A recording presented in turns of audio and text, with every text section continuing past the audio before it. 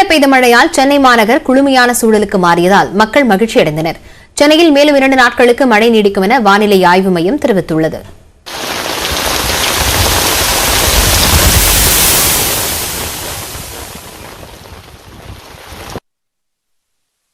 சென்னையில் கடந்த சில வாரங்களாக வெயில் வாட்டிய நிலையில் திடீரென மழை பெய்தது.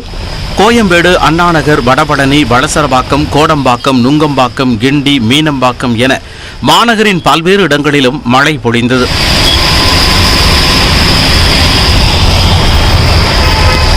வேளச்சேரியில் ஆலங்கட்டி மழை கொட்டியது. வானத்தில் இருந்து கொட்டிய ஐஸ் கட்டிகளை பொதுமக்கள் கைகளில் எடுத்து விளையாடினர்.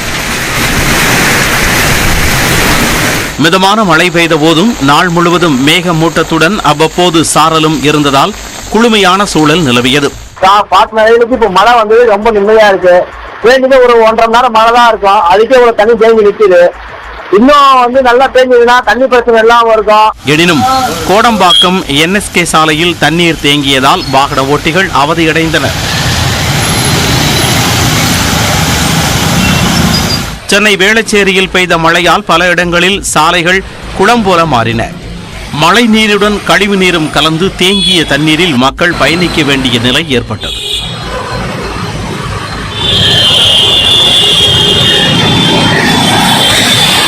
வெள்ளிவாக்கம் சுற்றுவட்டார பகுதிகளில் பெய்த கனமழையால் தெருக்களில் தண்ணீர் தேங்கின.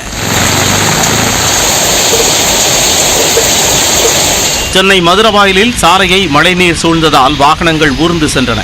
இதனால் அங்கு கடும் போக்குவரத்து நெரிசல் ஏற்பட்டது.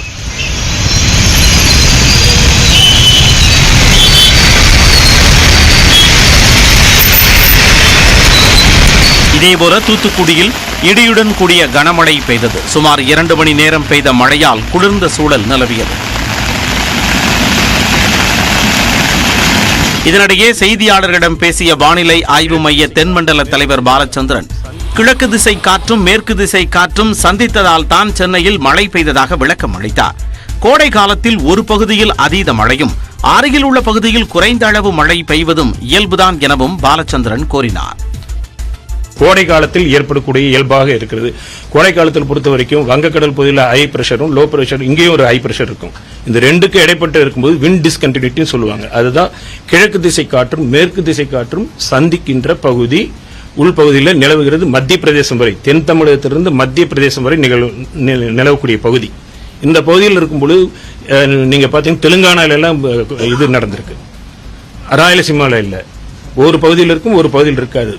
வானிலை ஆய்வு மையம் வெளியிட்டுள்ள அறிவிப்பில் அதிகபட்சமாக சென்னை விமான நிலையத்தில் 56 மில்லிமீட்டர் மழையும், தரமணியில் 39.5 மில்லிமீட்டர் மழையும், நுங்கம்பாக்கத்தில் 19.7 மில்லிமீட்டர் மழையும் பெய்ததாகவும் தெரிவிக்கப்பட்டுள்ளது. கொடைக்கானலில் 51 மில்லிமீட்டர் மழையும், காஞ்சிபுரம் மாவட்டம் கோலப்பாக்கத்தில் 45 மில்லிமீட்டர் மழையும், செம்பரம்பாக்கத்தில் 26 மில்லிமீட்டர் மழையும் பெய்ததாக குறிப்பிட்டுள்ளது. சென்னை, செங்கல்பட்டு, திருவள்ளூர் மற்றும் காஞ்சிபுரம் மாவட்டங்களில் கனமழை பெய்யக்கூடும் எனவும், வளிமண்டல கீழடுக்கு சுழற்சி காரணமாக தமிழ்நாடு, புதுச்சேரி, காரைக்கால் பகுதிகளில் வரும் 20ஆம் தேதி வரை மிதமான மழை பெய்யக்கூடும் என வானிலை ஆய்வு மையம் கூறியுள்ளது. மேலும் ஆந்திர பிரதேச கடலோர பகுதிகள் மற்றும் மத்திய மேற்கு வங்கக்கடல் பகுதிகளில் பலத்த சூறைவளி காற்று வீசக்கூடும் என்பதால் மீனவர்கள் கடலுக்கு செல்ல வேண்டாம் என்றும் அறிவுறுத்தப்பட்டுள்ளது.